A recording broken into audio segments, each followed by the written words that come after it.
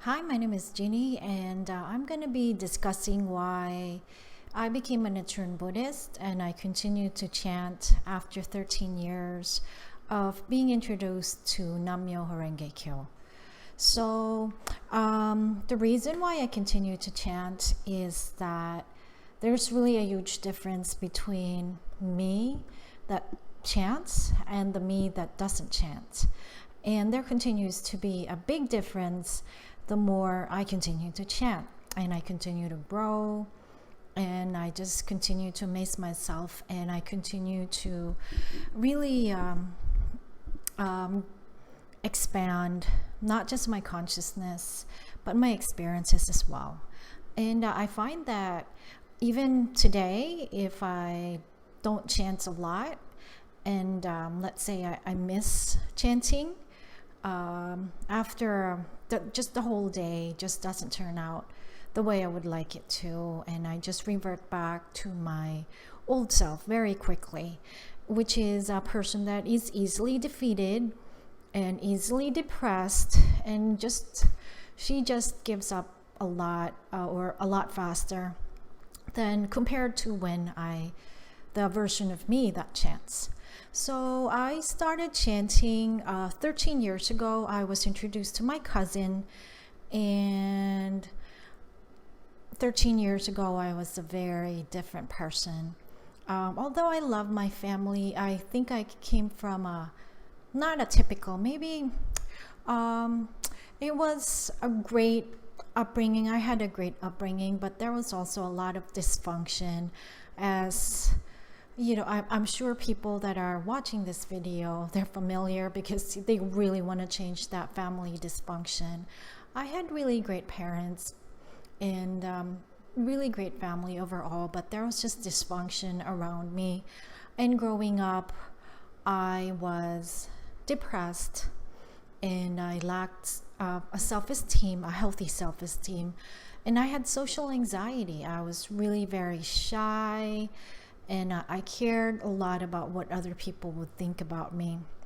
And I literally had zero self-esteem. And it reflected in my choices as well. And so when I started chanting, I just noticed that I came out of my shell. From someone that was an introvert, I actually became the opposite. I became an extrovert. And I'm from someone who was afraid of people and what their opinions of me is like, or I was really always I based my self-esteem on what other people thought of me, but when I started chanting, it didn't really seem to matter. And even my choice of dressing, it was really interesting. From someone who was so shy about her body, I became very confident about myself, and I just came out of that shell. And actually, people got inspired because they saw the before chanting me and the after chanting me. And I like to wear nice clothes now, and just clothes that make me feel good about myself. Whereas before I chanted, I was wearing baggy clothes. I hid in under my bangs. I was so different. I was a different person. I think deep inside, I really wanted to be free, because we have prisons that sometimes we build ourselves, and sometimes we build to protect ourselves from the outside world. And that was just my experience, So when I started chanting, so it was I just started chanting nonstop almost immediately, from 5 minutes of chanting to 10 minutes of chanting, and then more. So currently I chant mostly around an hour or so every day, and I find that this works for me. It might not work for you, but it works for me, because I find that if I don't chant that much, I just easily go back to being lazy and just being unhappy and easily defeated. So it's like I really have to chant consistently as well. So one of the reasons probably that I continue to chant is because of Japanese member who lived in the Philippines, and her name was Mrs. Taguman. And she like started a whole movement in the southern part of the Philippines, and I met her like a couple of times, and she has transitioned already and is in a better place, but she just literally changed and transformed my life. And she was such an inspiration and continues to be an inspiration, because I was one of those members, and even until now I ask a lot of questions. So I asked her questions like, I was always complaining. I said, how come, like, you said they say chant for stuff, chant for goals, and how come my goals, they're really not there yet? And she told me, she mentioned a quote, and which is something that I will share, and I'm just gonna read off it. It's really wonderful, because she told me, instead of being very impatient, she read me a quote. It says, "Be diligent in developing your faith until the last moment of your life. Otherwise, you will have regrets. For example, the journey from Kamakura to Kyoto takes 12 days. If you travel for 11 but stop with only 1 day remaining, how can you admire the moon over the capital?" So I always go back to this.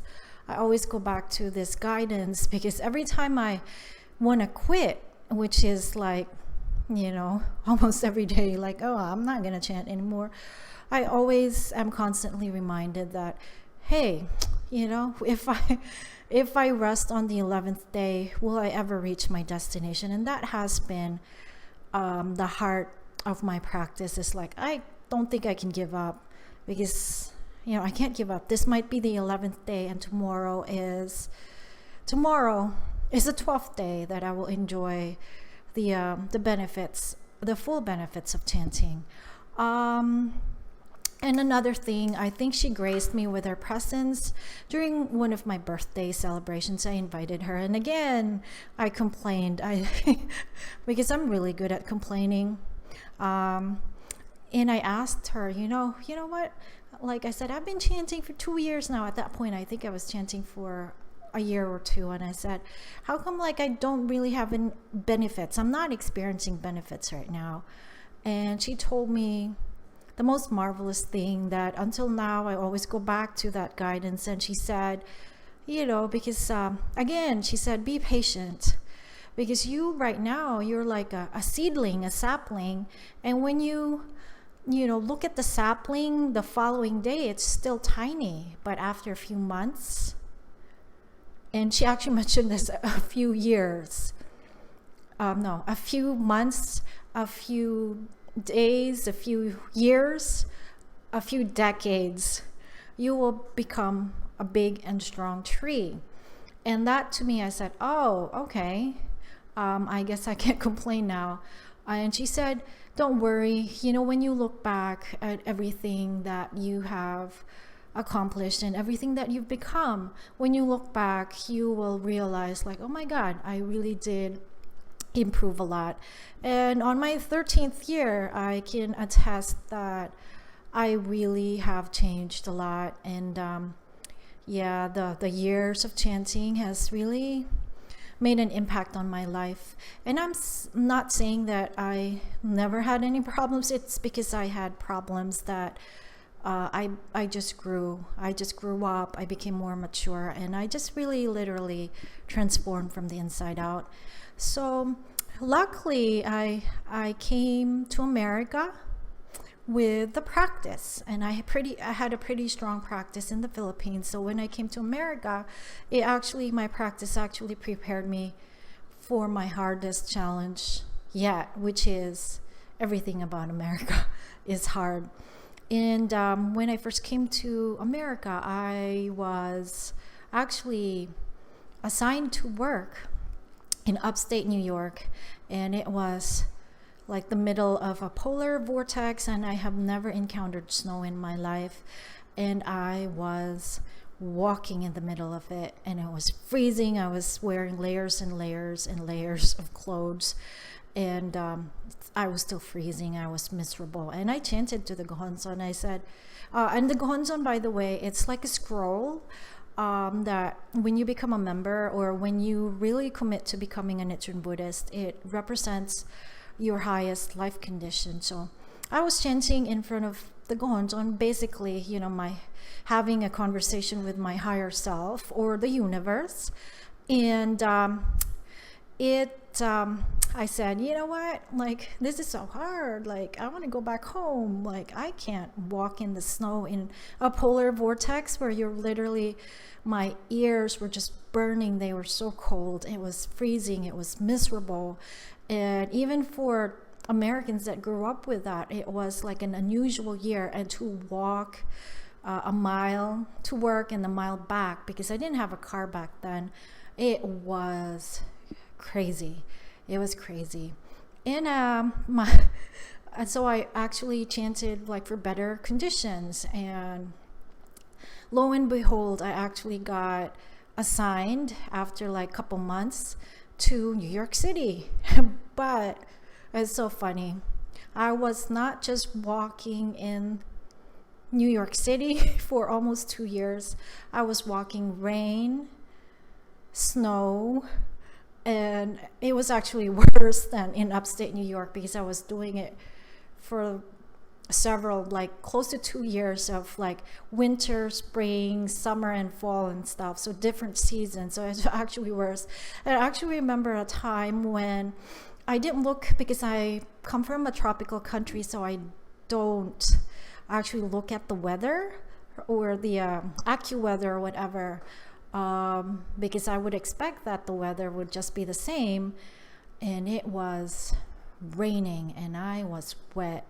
And I was wet for the whole day, because I couldn't really go back home and change my clothes. So I was just miserable. I was wet. And even if you have an umbrella, if you are in New York, it's crazy. Like, the rain will not fall vertically, or it will fall horizontally, like it will catch you. So it's kind of crazy. And so because I always complain, I always ask questions, I would go to the New York Culture Center maybe almost every week, and I would ask for guidance, and I'm like, what the heck is happening here? I thought, like, I'm chanting, why is like my life so hard? Like, now I'm not just walking in the snow, I'm walking like, for all 4 seasons, hot, cold, rainy, snow, sleet. It was actually worse than my first assignment. And then they said, I think one of the leaders there said, you're actually getting stronger, and this is so you can become stronger. And looking back, and I realized, like, yeah, I was walking the whole day. I was really literally physically stronger, and not just mentally stronger, but I did become stronger. And then and so I actually was, and it's my karma, I was in a relationship with a guy who I thought was, oh God, this guy is gonna be the one, he's gonna be decent, and he's gonna love me and stuff like that. And you know how that works, right? And actually a really terrible thing happened, and I look better now, but for like a past couple years, maybe from 2018 to 2019, I wasn't in a good state. I was like depressed, I was crying, because the guy that I was in a long-term relationship with, he left me. And not just left me, he left me for another woman, and then he's moved on really fast. And to be in a relationship, in a really, really intimate and really close relationship with someone that you thought you were going to spend your future with, it is really heartbreaking. And I can smile about it now, but I was like literally crawling in depression, and I was so depressed. And at one point I also had like thoughts of suicide, like, oh, because that's like the guy that I was with, I built my life around him, and I really did love him, and I continue to love him, but not in a romantic way, but it's just because we shared memories together. So yeah, and I continue to care for that person no matter what that person has done to me, because I'm capable. I have a big heart, and it's all only because I chant that I was able to overcome that. And again, I went to leaders, and a lot of leaders.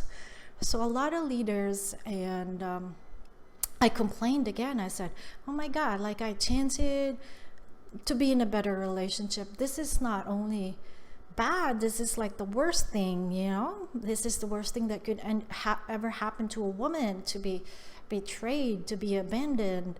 And then I don't know, because I chant, I was able to survive that really grueling episode in my life. It was really bad. And to all the women out there that are heartbroken, I really feel for you, because it means you're heartbroken, because it means you have a huge heart, you have a large capacity for loving people, and that's a good thing.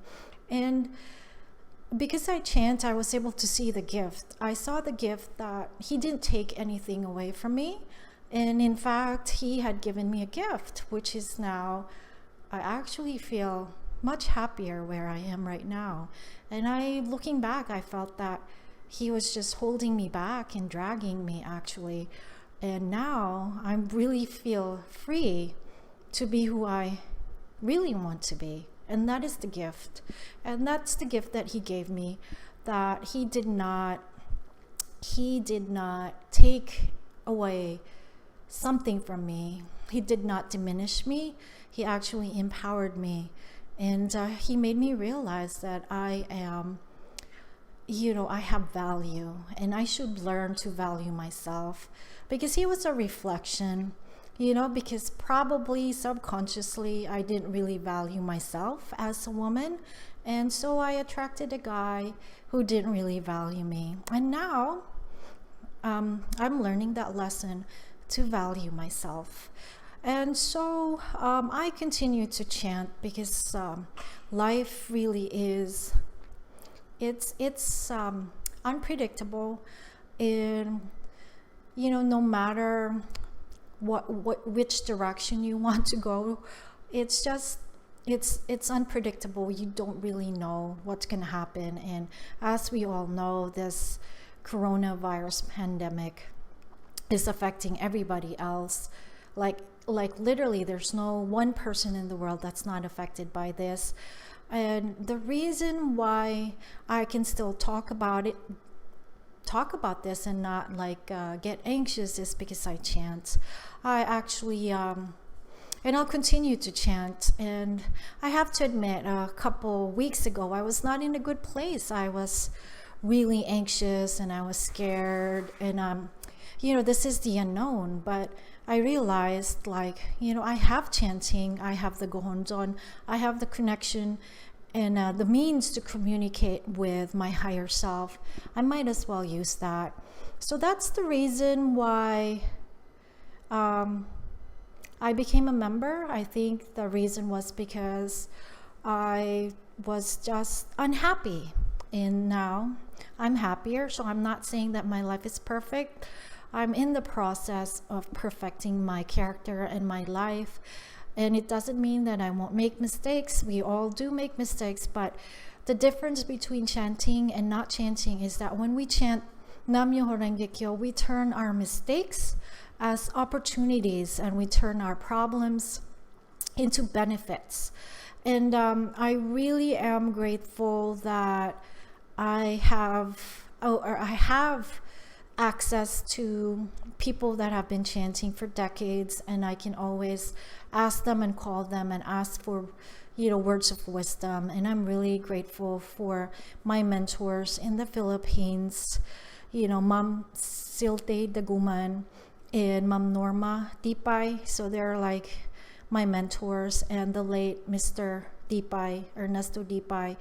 These people have literally, they're the reason why I am a strong member right now, and why I continue to chant.